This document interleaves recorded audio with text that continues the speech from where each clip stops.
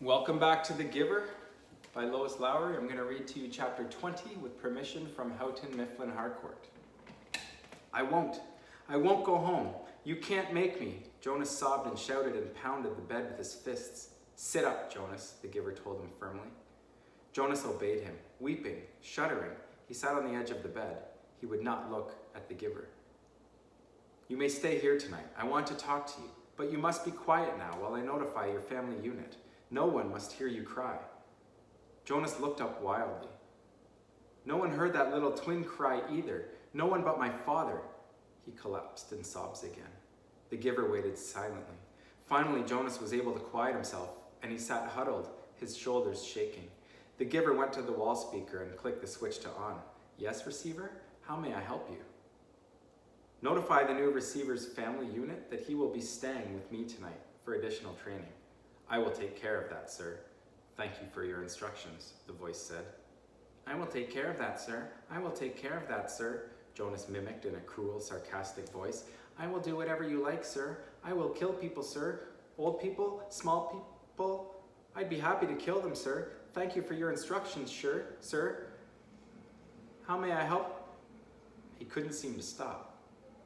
The Giver grasped his shoulders firmly. Jonas fell silent and stared at him. Listen to me, Jonas. They can't help it. They know nothing. You said that to me once before. I said it because it's true. It's the way they live. It's the life that was created for them. It's the same life that you would have if you had not been chosen as my successor. But he lied to me, Jonas wept. It's what he was told to do, and he knows nothing else. What about you? Do you lie to me too? Jonas almost spat the question at the Giver. I am empowered to lie. But I have never lied to you. Jonas stared at him. Release is always like that? For people who break the rules 3 times? For the old? Do they kill the old too? Yes, it's true. And what about Fiona? She loves the old. She's in training to care for them. Does she know yet? What will she do when she finds out? How will she feel? Jonas brushed wetness from his face with the back of one hand. Fiona is already being trained in the fine art of release, the Giver told him. She's very efficient at her work, your red-haired friend. Feelings are not part of the life she's learned. Jonas wrapped his arms around himself and rocked his own body back and forth. What should I do? I can't go back. I can't. The Giver stood up. First, I will order our evening meal. Then we will eat. Jonas found himself using the nasty, sarcastic voice again. Then we'll have a sharing of feelings. The Giver gave a rueful, anguished, empty laugh. Jonas, you and I are the only ones who have feelings. We've been sharing them for almost a year. I'm sorry, Giver, Jonas said miserably. I don't mean to be so hateful. Not to you. The Giver rubbed Jonas's hunched shoulders, and after we eat, he went on, we'll make a plan. Jonas looked up, puzzled.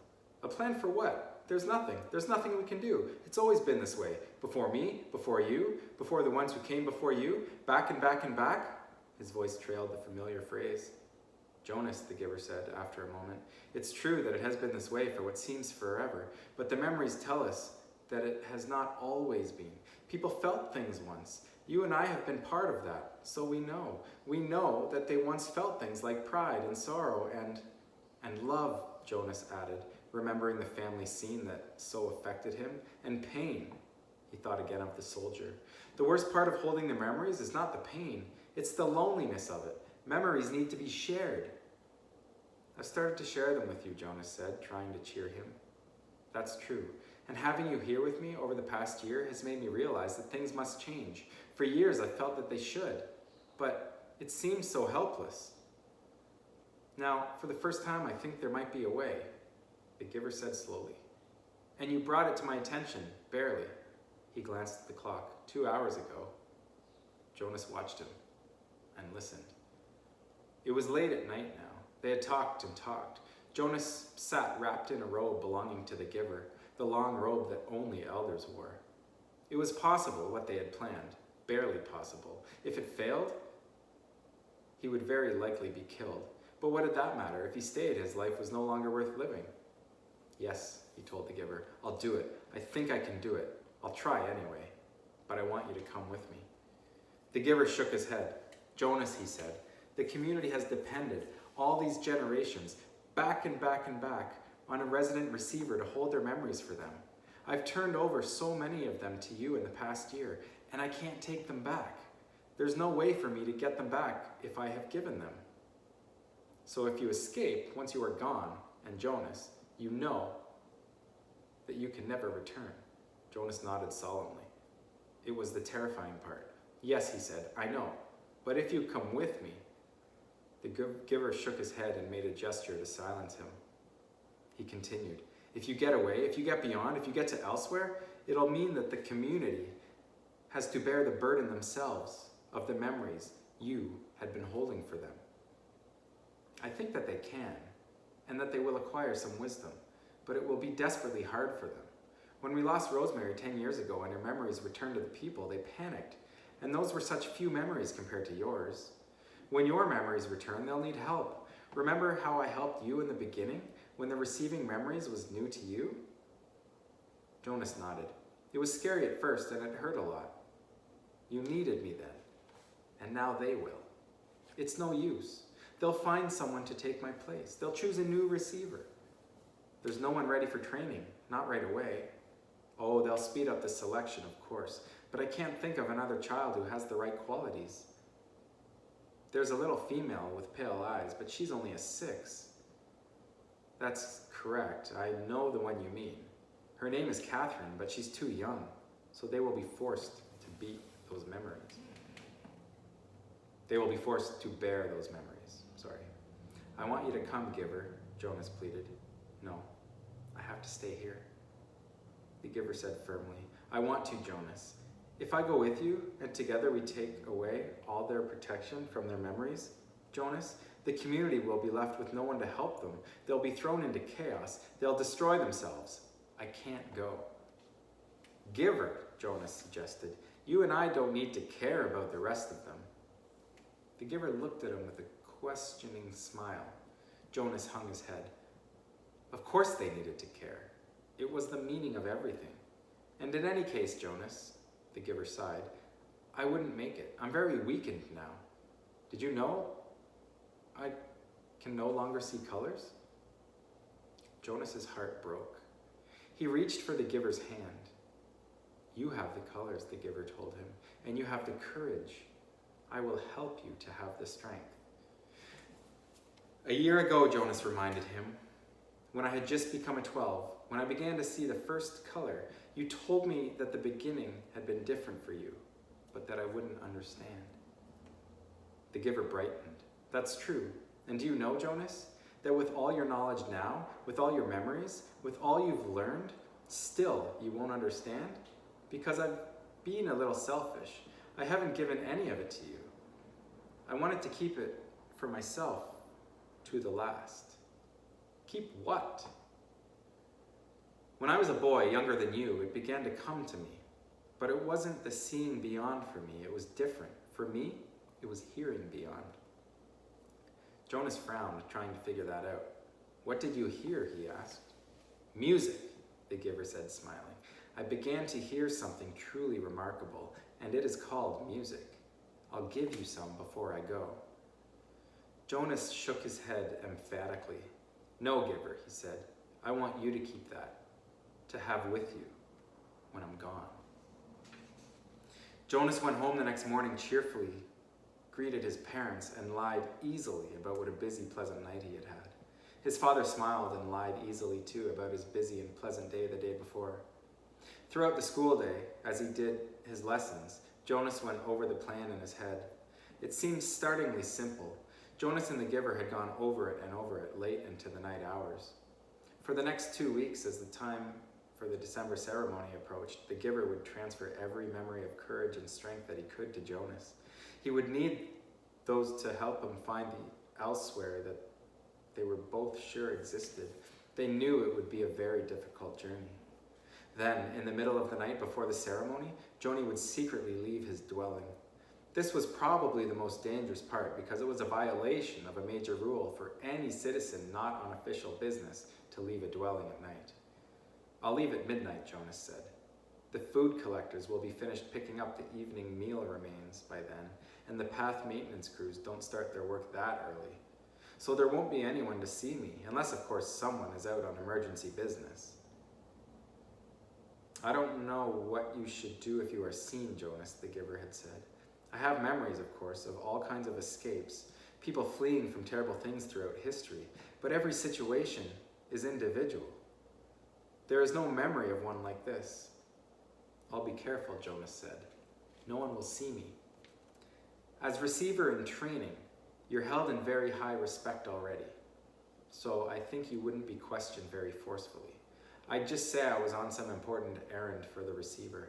I'd say it was all your fault and that I was out after hours, Jonas teased. They both laughed a little nervously, but Jonas was certain that he could slip away unseen from his house, carrying an extra set of clothing. Silently, he would take his bicycle to the riverbank and leave it there hidden in bushes with the clothing folded beside it. Then he would make his way through the darkness on foot silently to the annex. There's no nighttime attendant, the giver explained. I'll leave the door unlocked. You simply slip into the room. I'll be waiting for you. His parents would discover when they woke that he was gone. They would also find a cheerful note from Jonas on his bed telling them that he was going for an early morning ride along the river, that he would be back for the ceremony. His parents would be irritated, but not alarmed. They would think him inconsiderate, and they would plan to chastise him later. They would wait with mounting anger for him. Finally, they would be forced to go, taking Lily to the ceremony without him. They won't say anything to anyone, though, Jonas said, quite certain. They won't call attention to my rudeness because it would reflect on their parenting. And anyway, everyone is so involved in the ceremony that they probably won't notice I'm not even there. Now that I'm a 12 and in training, I don't have to sit with my age group anymore. So Asher will think I'm with my parents, or with you, and your parents will assume you're with Asher, or with me. Jonas shrugged. It will take everyone a while to realize that I'm not there at all, and you and I will be long on our way by then. In the early morning, the giver would order a vehicle and driver from the speaker. He visited the other communities frequently, meeting with their elders. His responsibilities extended over all the surrounding areas, so this would not be an unusual undertaking. Ordinarily, the giver did not attend the December ceremony. Last year, he had been present because of the occasion of Jonas's selection, in which he was so involved. But life was usually quite separate from that of his community. No one would comment on his absence or on the fact that he'd been chosen this day to be away. When the driver and vehicle arrived, the giver would send the driver on some brief errand. During his absence, the giver would help Jonas hide in the storage area of the vehicle. He would have with him a bundle of food which the giver would save from his own meals during the next 2 weeks. The ceremony would begin. With all the community there, and by then Jonas and the giver would be on their way. By midday, Jonas's absence would become apparent and would be cause for serious concern. The ceremony would not be disrupted. Such a disruption would be unthinkable, but searchers would be sent out into the community. By the time his bicycle and clothing were found, the giver would be returning. Jonas, by then, would be on his own, making his journey elsewhere. The giver, on his return, would find the community in a state of confusion and panic, confronted by a situation which they had never faced before, and having no memories from which to find either solace or wisdom. They would not know what to do and would seek his advice. He would go to the auditorium where the people would be gathered still. He would stride to the stage and command their attention. He would make the solemn announcement that Jonas had been lost in the river. He would immediately begin the ceremony of loss. Jonas, Jonas, they would say loudly, as they had once said the name of Caleb. The giver would lead their chant. Together they would let Jonas's presence in their lives fade away, as they said his name in unison more slowly, softer and softer, until he was disappearing from them, until he was no more than an occasional murmur, and then by the end of the long day, gone forever, not to be mentioned again. Their attention would turn to the overwhelming task of bearing the memories themselves. The giver would help them. Yes, I understand that they'll need you, Jonas had said at the end of the lengthy discussion and planning. But I'll need you too. Please come with me. He knew the answer, even as he made the final plea. My work will be finished, the giver had replied gently, and when I have helped the community to change and become whole. I'm grateful to you, Jonas, because without you, I would never have figured out a way to bring about the change. But your role now is to escape, and my role is to stay. But don't you want to be with me, giver? Jonas asked sadly. The giver hugged him. I love you, Jonas, he said, but I have another place to go. When my work here is finished, I want to be with my daughter. Jonas had been staring glumly at the floor. Now he looked up and startled. I didn't know you had a daughter, giver. You told me you had a spouse, but I never knew about your daughter. The giver smiled and nodded. For the first time in their long months together, Jonas saw him look truly happy. Her name was Rosemary, the giver said. Stay tuned for chapter 21.